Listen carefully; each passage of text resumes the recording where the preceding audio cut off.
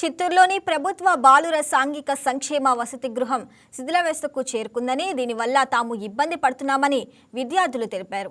వర్షం పడితే రూములు పెచ్చులు ఊడి పడుతున్నాయని ఆవేదన వ్యక్తం చేశారు. అలాగే సెప్టిక్ ట్యాంక్ పూర్తిగా నిండిపోయి వాసన వస్తున్నా పట్టించుకోవటం లేదని వాపోయారు. మరిన్ని సమస్యలపై స్కూల్ విద్యార్థులతో మా చిత్తూరు జిల్లా special correspondent Shivakumar face to face. నమస్కారం, నా పేరు Shivakumar, Chittoor district YK TV. So చూసుకున్నట్లయితే ఇప్పుడు నిరుపేద పిల్లలు ఎవరైతే ఉన్నారో వాళ్ళ కోసం అని చెప్పేసి ప్రభుత్వం ఎప్పటి నుంచినో సాంఘిక సంక్షేమ వసతి గృహాలు అయితే నిర్వహిస్తుంది.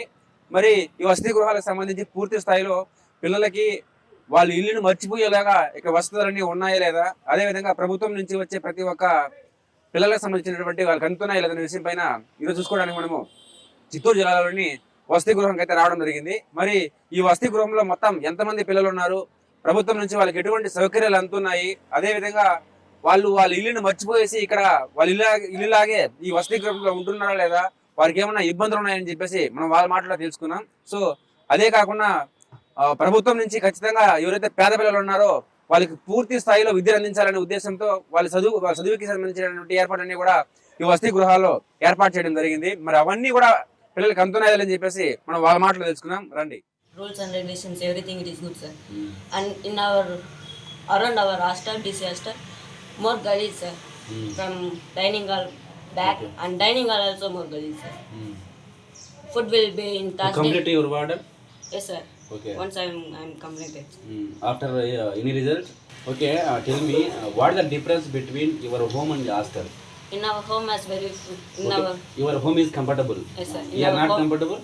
No, sir, because only it is the reason, sir. Not cleaning to surrounding your hostel. You facing any health issues? No, sir. Yes, sir. How many health issues you are facing? Cold, fevers, it is more, sir. Okay. For everyone it is. Okay. Hostel doctors observer are going to hospital. For us any problem, blood, like we will go. ఈ హాస్టల్లో నీళ్ళు కారుతుంది, ఎత్తు pass అవుతుంది, బాత్రూంలో అంటే shifting tank నిండిపోయి గలీజ్ ఎక్కువగా ఉంది. ట్యామ్ ఎప్పుడు బయట నీళ్ళు ఎప్పుడు వస్తూ ఉంటాయి గ్రౌండ్లో, అంటే వాసన ఎక్కువగా వస్తుంది బయట. అంటే సండే అయితే మార్నింగ్ 9 వరకు స్టడీ చేస్తుంటాం సార్. మార్నింగ్ లేచి 6 నుంచి 7:30 వరకు ఇది సార్ స్టడీ అవర్. 8 నుంచి అన్నం తినే సార్. మళ్ళీ 8 నుంచి 9 వరకు స్టడీ అవర్ సార్. 9 నుంచి 10:30 వరకు ఆడుకుంటాం సార్. 10:30 నుంచి 12:30 వరకు భోజనం ఇది స్టడీ అవర్ సార్. 12:30 నుంచి 1 వరకు భోజనం తింటాం సార్. ఓకే, మీ ఫ్యామిలీని అంతా వదిలేసి హాస్టల్కి వచ్చినావు కదా, నీ ఫీలింగ్ ఎలా ఉంది? ఫీలింగ్ అంటే మనము చదువుకోవాలంటే ఎక్కడైనా పోవాల్సింది. అవును, కొద్ది సంవత్సరాలు బాగా చదువుకుంటే లైఫ్ బాగుంటుంది. నమస్తే సార్. సార్, హాస్టల్కి సంబంధించి మెయిన్గా తీసుకున్నట్లయితే ఎక్కడ చూసినా పెచ్చులు ఉడికేసి శిథిల వ్యవస్థలు అయితే వచ్చేసింది. పిల్లలు కూడా మేము ఇబ్బంది పడుతున్నామని కూడా చెప్పడం జరిగింది. అంటే కరెంట్ కూడా కొన్ని చోట్ల పాస్ అవుతుందని చెప్పి, నెక్స్ట్ ఇంకా వర్షం పడినప్పుడు మూడు పడిపోతుంది భయంతో అని చెప్పింది. సో దీనికి పరిష్కారం మీరు విధంగా ఎట్లా ఆలోచించారు సార్? దీనికి 1 month దగ్గర ఒక 3 months ఈ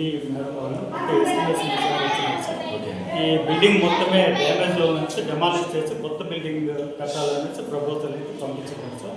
మా గౌరవ డిస్ట్రిక్ట్ బీసీ వెల్ఫేర్ ఆఫీసర్కి దీని మీద ఎక్కువగా ఫోకస్ పెట్టి తొందరగా ఫండ్స్ రిలీజ్ చేసేదానికి ప్రయత్నం చేస్తుంది. పిల్లలకు అన్ని మంచి చెడ్డ చూడాలని ఒక అవగాహన ఇప్పుడిప్పుడే వస్తూ ఉంది సార్. కొన్ని ప్రాబ్లంలు అయితే వచ్చింది సార్, పిల్లలు కూడా నాకు కంప్లైంట్ చేస్తారు. అది వచ్చిందంటే పిల్లలకు లోటు లేకుండా ఉంటుంది. నెక్స్ట్ దోమలు రూమ్ లోపల రాకుండా ఉండేదానికి అన్ని రూములకు మెస్ వేసేదాం సార్. బయట అయితే ఓపెన్ ప్లేస్ ఉంది కాబట్టి పక్కన చెట్లు ఫుల్గా ఉండేదాన్ని దోమలు అనేది ఉంది సార్. దానికి మున్సిపల్ శాఖ వాళ్ళ దగ్గర కూడా మా ఇది అసిస్టెంట్ బీసీ వెల్ఫేర్ ఆఫీసర్ శివుడు సారు మొన్న మండల్ మీటింగ్ చేశారు సార్, స్పెషల్ ఆఫీసర్ గారిని. అప్పుడు దీన్ని రేజ్ చేస్తున్నారు సార్.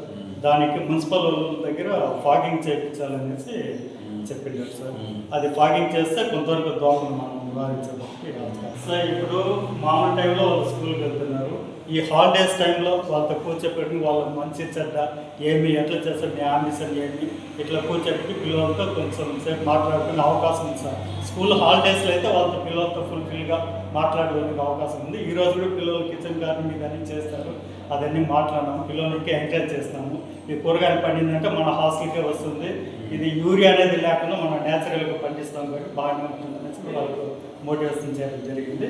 ఇంకా కూడా కొంచెం పిల్లలతో మాట్లాడి ఇంకా ఏమేమి ప్రాబ్లం ఉందనేసి నాకు చెప్తున్నారు. సో అది వీలైనంత వరకు నేను మా పై అధికారి దృష్టికి తీసుకుని పోయి వాటిని పరిష్కారం చేసేదానికి నా వంతు. మీరు ఎన్ని సంవత్సరాలు సార్ హాస్టల్కి వాడడంగా?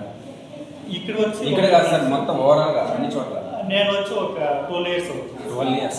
అంటే మీ స్టూడెంట్స్ ఎవరైనా ఇప్పుడు మంచి ప్లేస్ పోవడం జరిగింది సార్ తప్ప చాలా చోట్ల జరిగింది. హాస్టల్కి సంబంధించి పూర్తిగా ఈ వసతి గృహానికి అంటే ఓల్డ్ బిల్డింగ్ కావడంతో కూడా పెచ్చినంతా ఊడిపోయింది కొన్ని చోట్ల. సో ఇది కొంచెం ప్రాబ్లమేటిక్గా ఉందని చెప్పేసి కూడా పిల్లల మాటలు చెప్పడం జరిగింది. సో దీనికి సంబంధించి వాటర్ సార్ కూడా ఇప్పటికే ఈ కంప్లీట్ని రేస్ చేసి కూడా పూర్తి స్థాయిలో కొత్త బిల్డింగ్ శాంక్షన్ తీసుకురావడానికి కూడా సార్ వాళ్ళతో మాట్లాడినట్లు చెప్తున్నారు.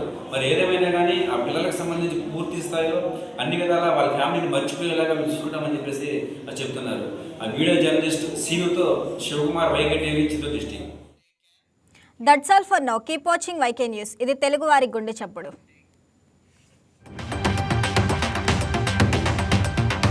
ఈ వీడియో మీకు నచ్చినట్లయితే లైక్ కొట్టి షేర్ చేసి మా వైకే టీవీ ఛానల్ని సబ్స్క్రైబ్ చేయండి.